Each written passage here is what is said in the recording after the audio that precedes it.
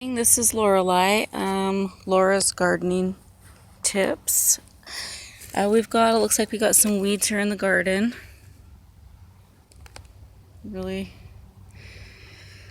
a really juicy looking garden, isn't it? It's beautiful, so we want to keep it maintained to just make it stay that pretty. So I'm going to use this tool here. This is like the best tool that I like to use for weeding because it gets down. Let's see, this right here is creeping bindweed. So I grab it like hair, let's just say that, and then I take this knife, put it down by the root, and pop it out. I use a tarp because it's just easier to do that. And of course I've got my rubber gloves on the bottom, some, on the front, it's the top, it vents, so it's not too hot because rubber gloves tend to get really sweaty, make the hands sweaty. So again, I do the same thing. This is a drywall saw. I don't think you can find it in the gardening aisle, but these can also be popped out without it.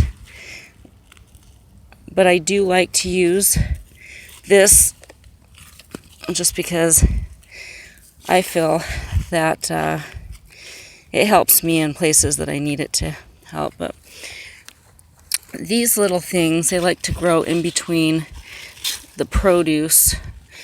Then they start to suck the nutrients out of the actual plant that you're trying to plant there. Now this plant here, this is a weed. You probably wouldn't think it is a weed because it looks like it might bloom into something, but I'm going to smell it just in case. Yeah, that's not a weed. So we're going to go, it is a weed. So we're going to go down here and I'm just going to twist it with one hand and popped it out. But I'm going to go ahead and I'm going to finish. I'm just going to use that one tool.